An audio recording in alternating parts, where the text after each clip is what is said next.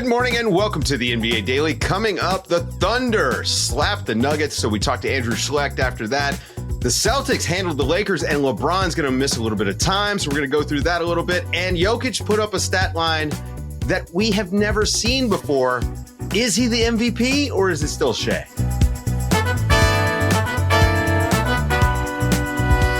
Good morning, everybody. Good morning, guys. How's it going? Morning. Good weekend? Morning. Yeah. Busy. Everybody's so weekend. excited. Eventful weekend. Yes. Really busy weekend. Zena, you're watching 85 basketball games every day. How about that Lakers Celtics game Saturday night? It was good. It had me a little distracted from the crazy Warriors Pistons slugfest. Yeah. But it was a little bit more elevated basketball, I think. And it was a good fight until I think that third quarter things fell apart for the Lakers there. Yeah, so we'll go through the game a little bit. I thought the Celtics, they came out, obviously they were ready for this. I mean, it's a marquee matchup. Their defense looked excellent. They broke out a big lead, and then the Lakers started making a comeback. And you might have missed it because LeBron injured his groin, and he went to the bench and then disappeared, went to the locker room. And I'm sitting there and I'm hearing the report. Okay, LeBron's in the locker room, but I'm thinking it's LeBron James. He's coming back. Right. This is the thing that they needed, I felt, for the Lakers to complete the comeback. Yep. It was all set up perfectly for LeBron to come in and be that final push in the last 5 minutes. He wasn't there. They ran out of gas. And I mean, Jason Tatum had 40. Jaylen Brown had 31. That was a Celtics statement, I think. Yeah, that was like the picture perfect Celtics game. And we've been talking a little bit over the last couple of weeks of like, are the Celtics bored? Are they really entertained with the regular season? When they get up for contests like this, when they're competing the way that they did, like that's the mark of a real championship team. They were so locked in for the entire game that you were like, man, this team can absolutely still defend their title. From the Lakers side, it's just brutal that this injury comes now to LeBron because they're already dealing with Rui Hachimura being hurt. Luka has this back spasm soreness thing that he's dealing with as well that we'll kind of have to monitor over the next couple of weeks. And they were climbing up the standings. Like they're second in the Western Conference. And how does that look over the next couple of weeks when they have a daunting schedule? Like it is a tough schedule for the Lakers moving forward too. So dealing with LeBron being out for a couple weeks, dealing with Luka maybe dealing with something tough outcome for the Lakers. What I was happy about, though, that this game was a perfect example of why I think small ball really matters. Oh, let's have the combo. Yeah. With the Lakers not having Jackson Hayes and then Rui Hachimura is out. And then obviously the size that LeBron James brings, even though he's not a center, it still does dissuade folks from going into the paint. You saw the battle of who could play better without their big. Boston didn't have Kristaps either, but Al Horford has been in that five position. Unreal. He plays that incredibly well and is very comfortable in that position. So I thought that this ended up being a battle of who has the better small ball rotation and also who can sustain their defensive intensity with that small ball rotation. And man, the way that Jaylen Brown was getting steals, getting lanes, they were making it so hard for LA to get anything in terms of driving lanes to the basket. And so that helps when your guards do their job on the perimeter. That definitely takes some pressure off of the paint protection inside. Yeah. I mean, the Lakers overall, just not much defensive playmaking. They blocked one shot in the game. You know, I mean, this is, again, they didn't have any bigs available. And then LeBron, losing him for the end of the game. I mean, he had, 22, 9 assists, 14 rebounds up to that point. So he had been hugely productive in the game. Let's look ahead, though. As you mentioned it, they have a brutal schedule coming up. LeBron's going to be out. They're saying a week or two. It's LeBron. I'll say he's 40. We're going to err on the 2 week side, right? Yeah. So what's the next 2 weeks look like for these guys? I mean, can they hold, that they're in the 2 or 3 spot, depending on the day, them and Denver kind of going back and forth right now. Can they hold on to one of those top 4 seeds, or do they need to worry about Memphis or Houston or, I mean, if the Warriors just stay hot, maybe the Warriors. Yeah, it's tough to say because their next little bit is interesting. They play the Bucks, they play the Nuggets. They play the Nuggets twice actually over this next 2 week stretch. So huge. Those are very important games when you're thinking about the 2-3 matchup in the West. So that's kind of the part where I'm looking at. I actually don't think it matters for the Lakers right now, the 2 weeks. For me, it's how LeBron looks once he comes back from injury. Because we've talked about it before. He looks like an all NBA player. He was looking like a guy who could be in the top 5 of the MVP conversation over the last little bit that they've played. Can he get back to that off of a groin injury? You mentioned him being 40 years old. Body doesn't recover the same way it used to. It's just tough to see him getting back to that. I mean, I love that you can't do that Austin. with a straight face when you're saying that to me, but I appreciate it. Zena, what do they need? What do they need? Who needs to step up to make up for LeBron's absence? They gotta get some production from somewhere. Yeah. Oh, I mean, you saw stretches from the role players like Dalton Connect making big shots, but it's going to have to be, Austin Reeves and Luka Doncic really controlling the pace out there and also finding their shot. We saw stretches of Austin Reeves being remarkable earlier this season, not even earlier this season, maybe a month ago, 2 months ago, right before Doncic joined this team. And that's why they were already rolling. And so I imagine that that's not going to be an issue. This is interesting because I do feel like the Lakers now, there are certain teams in the West that are in control of their own destiny and the way that they play and they show up every single team. Of course, I think of, Houston, I think of Memphis, I think of the Warriors. I think of some of these teams that are trying to keep their position or trying to move up in the standings. Right now, I think the Lakers are in a position in which they're looking around themselves, particularly at Denver. And that is actually helping or hurting their destiny of how they play. Like obviously Denver losing to OKC helped the Lakers regain the second spot. Like it's going to be that kind of positioning for the next 2 weeks until they get their leader back in LeBron and until he's back at rolling the way he was before this injury. I'm glad you mentioned Austin Reeves. He had a really bad game on Saturday. It's one of the worst games I've seen from him this season. But coming back off injury, you could see he was just rusty. He couldn't hit a shot. And I don't think he's going to be that bad going forward. So good point on that. Speaking of, let's talk about the team that they're kind of paired up with, the Nuggets. They got a big win on Friday against the Suns in overtime. Obviously, they lost on Sunday to the Thunder. Crazy game. And we'll talk to Andrew about that. But the crazy game on Friday against the Suns, they win in overtime. Nikola Jokic puts up potentially the greatest statistical single game performance ever. 31 points, 21 rebounds, 22 assists. Yeah. It sparked a conversation, about the MVP that we've kind of been having. Look, as far as I'm concerned, Shai Gilgeous-Alexander has done just as much statistically as Jokic on a much better team. And thus he's the front runner, right? Yeah. He's leading the league in scoring. Like he checks all the boxes. But Jokic, once again, putting up the greatest statistical season ever. For like the 5th straight season, he seems like he's going to be robbed of an MVP that he would have won any year. And the discourse around it is just getting weird. It's getting more than weird. It's getting toxic. And this will happen. Am I missing something? Tell me more. As you guys know, I am terminally online. Very, very online. So I see the conversation often. And it just feels like anytime one of these guys has a really incredible performance, the other fan base is quick to discredit that performance. Actually, funny enough, when Shai dropped 40 today, Nuggets fans were like, the foul baiting. It's foul merchantry. It doesn't matter, even though Shai only took 8 free throws tonight. So and shot 2 of 11 from 3, but go ahead. Right. And so like the way that this conversation has went from 2 guys having historic, and by historic, I truly mean historic seasons, an MVP race for the ages. Instead of just appreciating that aspect, it's come to tearing down the other guy. And that is something I don't understand. I mean, to your point, Dave, yes, Jokic putting up 30, 20, and 20, which no one else has done. Not even Wilt Chamberlain has done that. That deserves love. That deserves him being thrusted back into the MVP conversation, rightfully so. SGA putting up 40 against Jokic also rightfully has its place. Right? It's a statement game. The way OKC's defense has been all season and Shai's impact on that defense also a part of this conversation. The fact that they're 11 games above everybody else, and if Minnesota loses later today, they clinch a playoff spot. That is a exclamation mark to this SGA MVP. So I saw a quote from Alex Caruso. Signaling. through, it is through virtue basketball.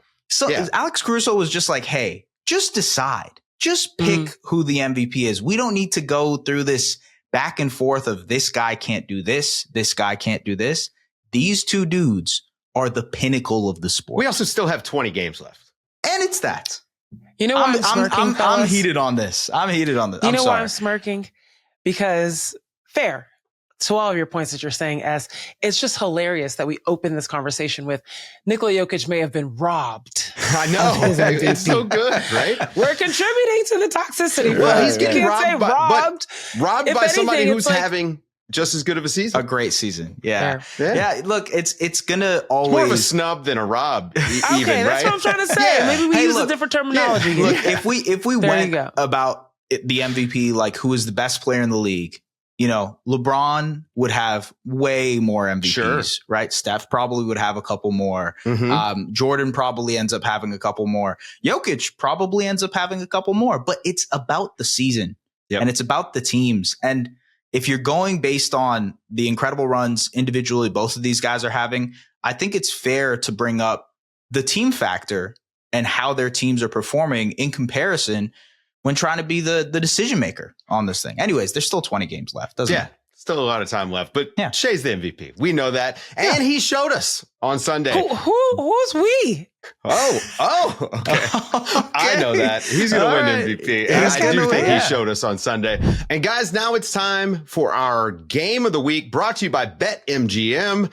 There's only one game I've got circled on the calendar this week. I think it is the biggest game of the week. Thunder at Celtics on Wednesday. We've already talked about how Oklahoma City is getting up for these big games.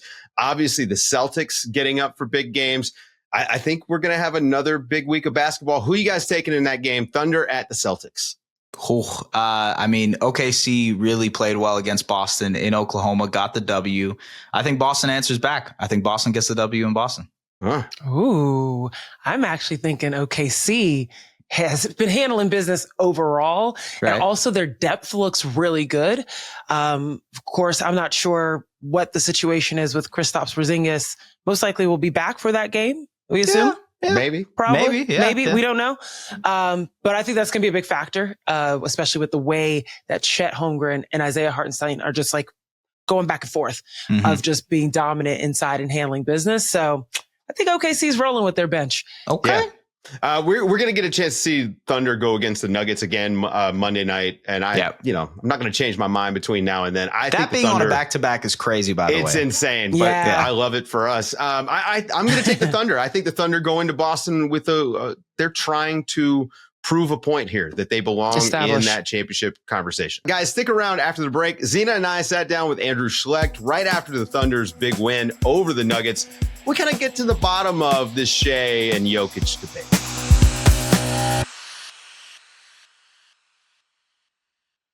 Now, it doesn't really feel fair to have an 11 a.m. Central Time start after you spring forward.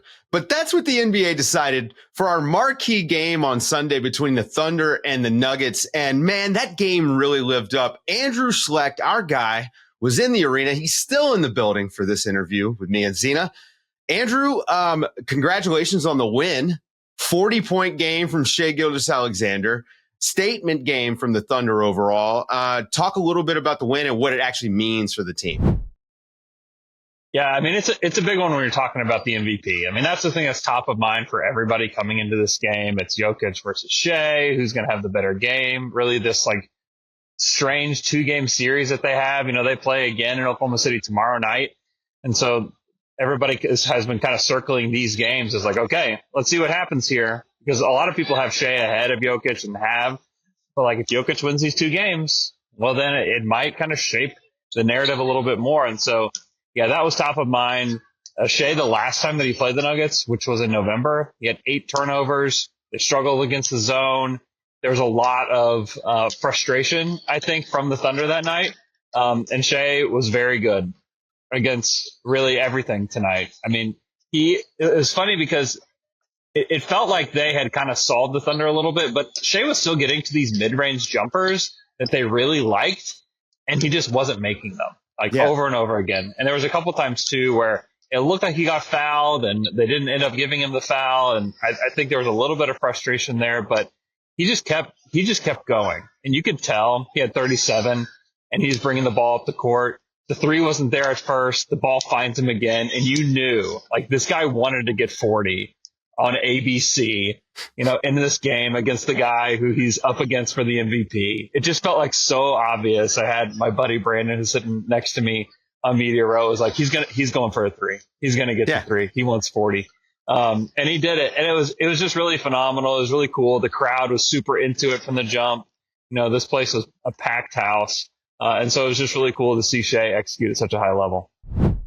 It's interesting because obviously this was a game not only of the MVP matchup, as you mentioned, but also people talking about this being the Western Conference Finals potential preview between these two teams. But after you saw the way that OKC wore Denver down, you start having some questions about Denver, particularly their defense. It was a little bit of matador defense, not only with Shai Gilgeous-Alexander, but also Jalen Williams getting to spots where he wanted to in the second half, being able to get the defense to collapse.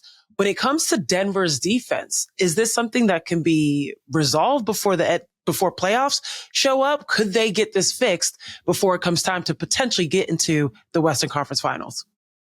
Yeah, I think it's really interesting because the Thunder would kind of get past that first layer of defense, and they're playing drop coverage with Jokic. And so there's this massive gap where the Thunder really love to operate. Both Shai and J-Dub love to get to that spot, and they love to pull up.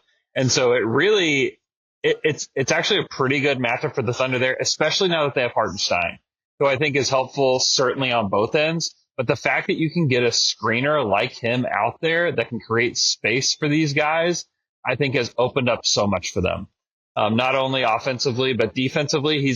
People probably forget Hartenstein played with Jokic in Denver, right? And learned a lot from him on both ends. You look at a lot of the stuff he does offensively, he's nowhere close to Jokic. No one is, but he learned a lot from him. And so I think that addition to me was the biggest thing because, and I'm going to flip the conversation back to OKC's defense a little bit. Yeah. Because the way that Hartenstein defended Jokic tonight was like some of the best one-on-one defense. Because you look, and it's all about the spacing that he gives Jokic. Like he is giving him proper spacing really the entire game. Like he just knows how to defend him. He knows where to be. You can't defend Jokic one-on-one. Nobody can. But that was probably the best I've seen anybody defend him one-on-one all season. He did phenomenal in the third quarter. I know Jokic was dealing with something with his elbow. Right. But you just watch Hartenstein and the way that he knows how to space, whether he's at the nail, he's at the three-point line, or if he's close to the hoop. He just knows how to defend Jokic maybe better than I've seen anybody. Well, let's talk about his front court partner because Chet Holmgren was amazing in this game. He was a game high plus 32. He had 4 blocks. I actually think he did an okay job in the few times that he had to guard Jokic. Obviously, it's Jokic and the size advantage is in his favor. But, what sort of a difference do you see in this team, comparing the earlier matchups to now when they're at full health, everyone's out there? Does this just feel like a better team or is it just more complete? How do you feel about it compared to earlier in the year? Yeah, it's a huge difference whenever Chet was in foul trouble most of this game. And so Mark doesn't like to use fouls as an excuse to sit guys. He would rather the officials foul them out than him foul them out. Right. And so he still let Chet play quite a bit in this one. But I think that having Chet go to the bench and Hartenstein come in for him is a massive difference. It is a huge difference for them moving forward. But Chet was really good. I thought he had the thing that he's had going really all year since he's been playing is the spin move. And he had a couple of them tonight. He had that one in transition in the lane with the two-handed dunk. And I was thinking of shades of your favorite player, Shaq, on that dunk, Andrew. That's right. Very smaller version. But even on the baseline, being able to drive and spin there too. A little bit of a weight difference there between those two, but similar spins. Chet was a big difference maker. The blocks, the thing about the Thunder is that they love to turn teams over, and you don't really do that to Denver. But what the Thunder did this afternoon was they had 14 blocks. And to me, that's almost as good as a turnover. You know, you look at the stat sheet, you read turnovers, but like really look at the block shots. That's what got the Thunder in transition. They didn't play in transition much today, but the blocks are what really got them there. Especially because so often it felt like Denver was looking for a foul call that wasn't coming. Like I thought OKC did a really good job of being physical, and Denver is physical, which is why we're so excited to see Chet and Hartenstein against Jokic. But they were waiting for these foul calls that wouldn't come, and OKC was just running the other way. I thought that was huge key to the game. Yeah, and some of that was Russell Westbrook back in OKC. They're in a place where Denver, like they don't have the depth that they need. Right. You know, they had to go to Jalen Pickett today. They had to give a lot of minutes to Westbrook, who did not have a good game. You know, he would get so frustrated at times. He did get hit in the face by Chet, fell on the ground, stayed on the ground for an entire possession. But it's like stuff like that where when his teammate came to pick him up, they picked him up pretty easily, and he's, you know, jogging down the court. But it's just like, You're right. It's just like it's the composure, I think, that was missing from Denver today that OKC seemed to have from the jump. You know, they were down big to start this game, and it was just composure. Like they just know they're just going to chip away at it and get back in it. You know, there wasn't a lot of arguing. There wasn't a lot of like trying to get a foul call. They're just playing through it, which I think is really important, and especially in a game that is slower like this one. Like any chance that you get to run, any chance that you get to like run together. Is incredibly important. The Thunder just kind of stuck with it. It was really clear that once Jokic's elbow was off and Aaron Gordon and his calf situation was not looking right, that Denver had slim pickings to go to on the opposite end. It was the OKC bench, the reserves that just kept coming in and wearing down Denver to the point that they had to kind of let go of the rope at the end of the third. I'm wondering, do you think that OKC has the deepest bench in the West? Oh man, I think that they do. I think that they probably do, especially with the way that Jay Will has been playing lately. His shot has been falling. The fact that you get 3 threes from him this afternoon was huge for them. The fact that, and defensively he's looked better. I mean, he's playing the best defense of his career. Like by far, like that's a really big deal for them when they play the double big lineup. You really are going to stagger those guys, but once Chet got into foul trouble, you really needed somebody else to go to. I thought he was really good.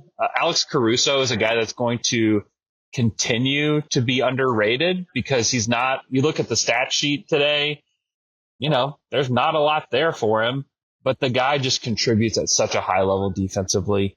And is so smart and is always in the right place. I think that he's phenomenal. Aaron Wiggins didn't really put up the scoring numbers that he has recently, but he's become like one of like the best 6 men in the league. And then you got Jason Wallace and Kenrich Williams and Isaiah Joe. Like they do have just guys that you trust. And I think that's the thing with Denver that you kind of struggle with watching them today. You know, they're down a man and then it's like, okay, now we have to pick your poison. Who's it going to be that you're going to give minutes to that you don't completely trust in situations like this? Whereas the Thunder, I mean, they could have played Kenrich Williams more. That's a guy that they trust. They played him 3 minutes today. Yeah. You know, and so like they have kind of an embarrassment of riches when it comes to their bench. Yeah. Denver doesn't have the ability to withstand a rough Jamal Murray game, which they got. Right. And for the Thunder, hey, if somebody's having a rough game, somebody else is going to pick him up. I mean, Jalen Williams had a rough first half, I think, just didn't do as much as he needed to do, but then stepped up in the second half, and that's how they blew them out. So